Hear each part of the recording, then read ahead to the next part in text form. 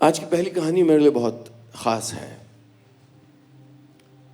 ख़ास इसलिए क्योंकि बहुत पर्सनल है, बहुत व्यक्तिगत है, और ख़ास इसलिए भी क्योंकि ये कहानी असल में सिर्फ मैंने नहीं, आप लोगों ने अपने किसी ख़ास के लिए लिखी है। इस कहानी का नाम है मैजिक बॉक्स, और ये कहानी मैं पहली बार किसी मंच पर सुना रहा हूँ। हाल में लिखी थी।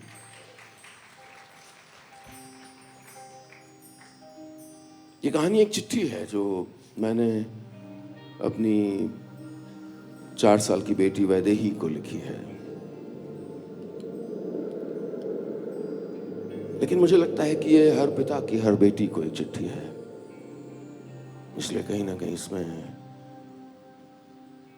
अगर आप बेटी हैं तो अपने पिता को, अगर आप पिता हैं तो अपनी बेटी को देखिएगा, ढूंढिएगा।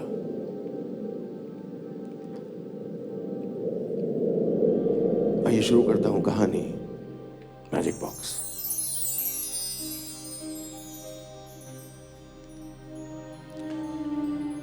कौन जाने तितलियों के घर कहां होते हैं, कौन जाने उनके रास्ते वो कैसे याद रखती हैं, कौन जाने हवा के कौन से अदृश्य गलियारों से होते हुए, अदृश्य मोड़ों पर रुकते हुए, अदृश्य मोहल्लों से गुजरते हुए वो हमारी दुनिया में आती होंगी। उनके घर होते भी हैं या नहीं, भटकती रहती हैं क्या पागल मुसाफिरों की तरह। कौन जाने ये खूबसूरत पोशाकें जो वो पहनकर निकलती हैं फूलों से मिलने, उन पोशाकों को रात को उतार देती हैं क्या, या फिर से कैटरपिलर बन जाती हैं। कौन जाने ये फूल जिनसे वो मिलने जाती हैं वो तितलियों से क्या बोलते होंगे। हवा में जरा सा इधर से उधर हिलकर या अपनी खूबसूरती के बोझ तले शर्माते हुए झुककर अपनी बात जताते होंगे क्या। कौन जाने ये तितलियां, ये चिड़िया एक दूसरे से बात करते होंगे क्या।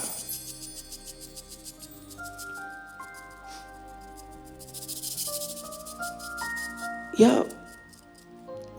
ये तितलियां, ये चिड़िया झगड़ते होंगे। कौन जाने ये दादी के बूढ़े खुरदुरे लेकिन प्यार भरे हाथों सी जमीन पर ये जो मासूम हरे पौधे खड़े हैं, ये आसमान की तरफ देखकर क्या सोचते होंगे। थक नहीं जाते होंगे क्या खड़े खड़े। ये मासूम से पौधे जो कल घने दरख्त बनकर औरों को छाया देंगे, कौन जाने इन बच्चों को अब कौन छाया देता होगा। बादल काका, जब राधे भैया इन पर शाम को पानी डालते हैं तो ये सिहर जाते होंगे क्या। या दिन भर धूप में खड़े खड़े इन मासूम पेड़ों के बच्चों को उन पानियों की बौछार में भीगना अच्छा लगता होगा। मुंह दबाकर हंसते होंगे या खिलखिलाते होंगे। कौन जाने जब संजीव भैया घास पर घर घर वाली मशीन चलाते हैं तो ये सहम जाते होंगे क्या। और कौन जाने ये दर्जनों छोटे छोटे पैरों वाला मिलीपीट जो ट्यूशन पढ़कर रोज उनके पास से गुजर के अपने मिट्टी वाले घर में अपनी अम्मा पापा के पास जाता है, उसकी इन पौधों से, इन चिड़ियों से, इन तितलियों से, इन फूलों से, राधे भैया से, संजीव काका से, बादल काका से दोस्ती होगी क्या। या चुपचाप डर के एक तरफ से निकल जाता होगा। मेरी प्यारी वैदेही, इन सवालों के जवाब मैं नहीं जानता, लेकिन तुम 4 साल की उम्र में इन सारे सवालों के जवाब जानती हो, ये मैं जानता हूं। तुम बातें करती हो उन तितलियों से, तुम पानी डालकर उन पेड़ों को चौंकाती हो, खुद भी भीग के खिलखिलाती हो। तुम उस बेचारे मिलीपीट को कई बार शैतानी में धमकाती हो। तुम जानती हो उनकी ज़बान, तुम उठाती हो उनके नखरे, तुम जानती हो ये दुनिया, और दुनिया के सारे बच्चे जानते हैं ये दुनिया, लेकिन तुम्हारे पापा नहीं जानते। इसलिए आज तुम्हें ये चिट्ठी लिख रहा हूं वैदेही, क्योंकि मैं तुम्हारा पापा तुम्हारी मासूम दुनिया में झांक कर देखना चाहता हूं। मुझे तुमसे कुछ सीखना है। थोड़ी बड़ी होकर ये चिट्ठी पढ़ना, इसको सहेज कर रखना, और हर बच्चे से कहना कि अपने पापा से कहे कि उनको आज एक चिट्ठी लिखें और तुमको और मुझको भेजें। हम साथ बैठ के उनकी इजाजत से हर चिट्ठी पढ़ेंगे, और उसी दिन मैं तुम्हें एक राज बताऊंगा। तुम जानती हो तितलियां कैसे पैदा होती हैं? कैटरपिलर एक दिन खाना खाना छोड़ देता है, धीरे धीरे खुद को नष्ट कर देता है, और फिर एक नए रूप में जन्म लेता है, एक खूबसूरत तितली की तरह।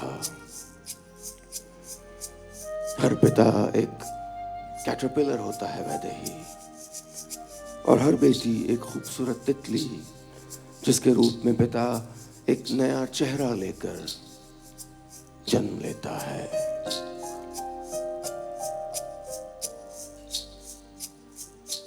मेरी प्यारी वैदेही, ये तुम जो नींद में कभी कभी हंस देती हो, ये किससे बातें करती हो? क्या गप्पे मारती रहती हो? क्या दुनिया जहान के उन बच्चों की टोली बना रखी है जिनके कोई दोस्त नहीं है, जिनसे स्कूल में कोई बात नहीं करता, जो अलग थलग रहते हैं? शायद अपने ख्वाबों में उन बच्चों की हथेली थाम लेती हो तुम। दोस्त भी तो कितने हैं तुम्हारे, दादी बाबा के घर वाली बिल्डिंग में, स्कूल में, गांव में। गांव पहुंचती नहीं हो कि तुम्हारे दोस्त इकट्ठा होकर तुम्हें पुकारने लगते हैं, कोई तुम्हें खेलने के लिए, कभी फूल या एक अदद मूली का तोहफा देने के लिए।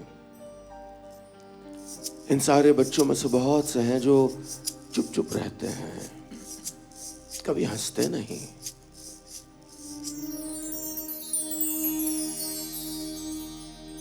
मुझे लगता है कि उन्हें ख्वाबों में हंसाने की कोशिश करती हो तुम। गुदगुदी करना भी तुम्हें बहुत पसंद है, और गुदगुदी लगती भी तुम्हें बहुत है। दूर से मैं हाथों से इशारा भी करने लग जाऊं तो तुम लोटपोट हो जाती हो। खूब सारी गुदगुदी कर देना उन बच्चों को, और ऐसा करना जब लोग अपनी अपनी हथेलियां, सब लोग अपनी अपनी हथेलियां अगल बगल रखना और गौर से देखना। सबके हाथों में पतली पतली टेढ़ी मेढ़ी लकीरें बनी होंगी। इतने सारे नन्हे हाथ, इतनी सारी लकीरें। ये सिर्फ लकीरें नहीं, रास्ते हैं।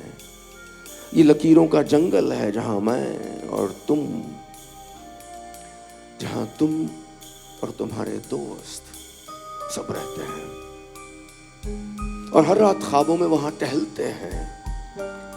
वहां पतली पतली पगडंडियां हैं जिन पर सिर्फ बच्चों के पांव फिट आते हैं, वहां बड़े नहीं आ सकते। कौन जाने ये पगडंडियां जाती कहां हैं।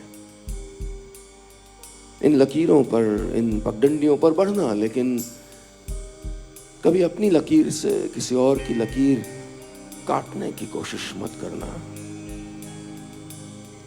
और किसी और की लकीर को छोटा करने की कोशिश मत करना। वैदेही, इन लकीरों के जंगल में पंछी रहते हैं। तुम सारे बच्चों की बातें सुनते हैं, तुम्हारी ख्वाहिशें अपनी छोटी छोटी नोटबुक में नोट कर लेते हैं, फिर अपने पंखों में जो सीक्रेट जेब बनी है ना, वहां रख लेते हैं। ख्वाहिशें कहीं खो न जाए इसलिए।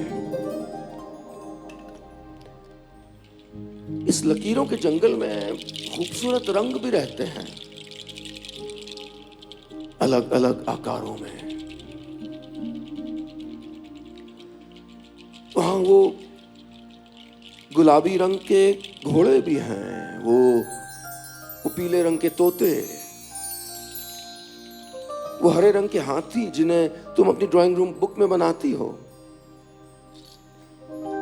उन्हीं को देखकर अपनी नींद में हंसती होगी शायद। कुछ वक्त पहले जब तुम्हारी पहली पेरेंट टीचर मीटिंग हुई तो तुम्हारी टीचर ने शिकायत के तौर पर कहा कि घर पे कोई साथ बैठकर तुम्हारी गलतियां ठीक करवाए, क्योंकि तुमने एक लड़की के स्केच को कलर किया तो उसके हाथों को किसी और रंग का बना दिया। मैं कहना चाहता था, मैं काश ऐसा कर सकता। मुझे नहीं रोकना अपनी बेटी को उन रंगों में इस दुनिया को रंगने से जिन रंगों से उसने इन दुनिया की कल्पना की है। काश मैं और सारे पापा और बच्चों के सारे टीचर देख सकते अपनी कल्पना में वही गुलाबी रंग के घोड़े, वही पीले रंग के तोते, वही हरे रंग के हाथी जिन्हें तुम और तुम्हारे दोस्त देखते हैं। तुम्हारे चश्मे से दुनिया बहुत खूबसूरत लगती है वैदेही, आसान लगती है। अपना चश्मा कुछ वक्त के लिए मुझे दे दो। दुनिया को देखने के लिए अपना चश्मा कुछ वक्त के लिए हर बच्चा अपने पापा को दे दे। मेरी प्यारी वैदेही, तुम्हारी थोड़ी सी दुनिया जीना चाहता हूं मैं भी, नींद में मुस्कुराना चाहता हूं मैं भी।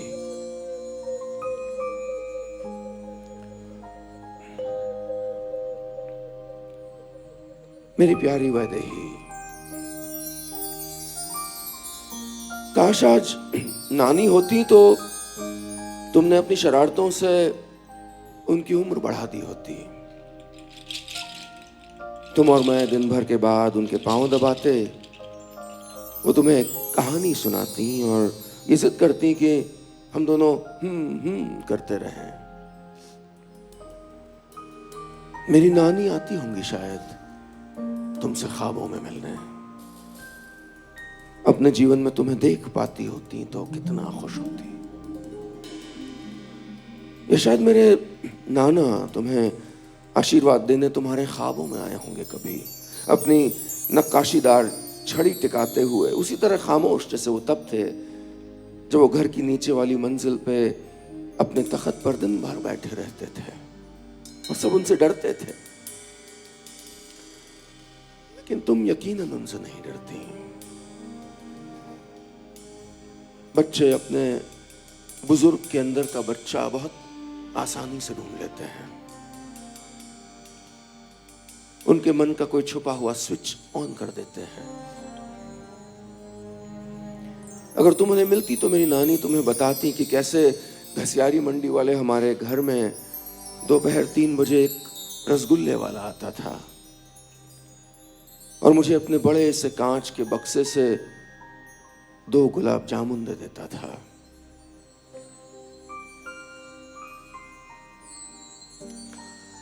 मैं घर के जिस भी कोने में हूं, दौड़ के पहली मंजिल वाली खिड़की पे पहुंच के गली में झांकने लग जाता था। फिर नानी 50 पैसे देती थी और वो बड़ी बड़ी मूंछों वाला रसगुल्ले वाला मुझे अपने बड़े से कांच के बक्से से वो 2 बहुमूल्य गुलाब जामुन निकाल के दे देता। बड़ा लालची था मैं, बिल्कुल तुम्हारी तरह। मेरे नाना से कभी मिलती तो बताते कि कैसे मैंने और तुम्हारे शीलू चाचा ने चुरा के एक दिन उनके कमरे से च्यवनप्राश खाया था। अपनी छोटी छोटी उंगलियों को प्लास्टिक के डब्बे में डालकर, और सोचा था कि वो पतली सी उंगलियों के निशान देख के कोई जान नहीं पाएगा कि घर के बच्चों ने किया है। तुम्हारी नानी ने तुम्हें गायत्री मंत्र पढ़ना सिखाया 3.5 साल की उम्र में, और तुम भी इतनी बढ़िया शिक्षा निकली कि रोज सुबह स्कूल ड्रेस में घंटी बजाकर भगवान की मूर्तियों के सामने रोज रोज गायत्री मंत्र पढ़ के जाती हो। अद्भुत होता है तुम्हें ये करते हुए देखना। इससे भी अद्भुत होता है जो तुम इसके बाद करती हो। तुम हर भगवान के पास जाती हो और कहती हो, भगवान जी पापा का ध्यान रखना, भगवान जी अम्मा का ध्यान रखना। और घर में जितने लोग हैं सबके नाम गिनाकर भगवान जी को हिदायत देती हो कि जब तुम स्कूल में हो तो तुम्हारे पीछे वो सबका ध्यान रखें। कहां से लाती हो इतनी संवेदना?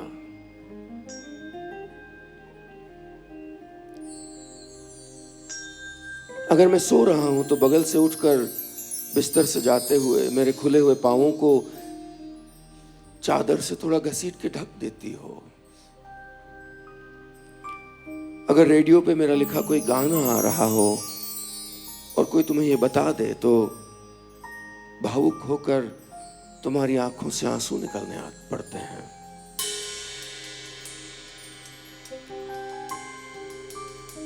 मुझे यकीन है कि हर बच्चा अपने पापा के लिए ऐसा ही है, थोड़ा अजूबा, थोड़ी पहेली। अक्सर समझ नहीं पाता तुम्हें, समझने की कोशिश कर रहा हूं। उम्मीद है ऐसे ही रहोगी मेरे लिए हमेशा, थोड़ा अजूबा, थोड़ी पहेली। बस इतनी सी थी ये कहानी।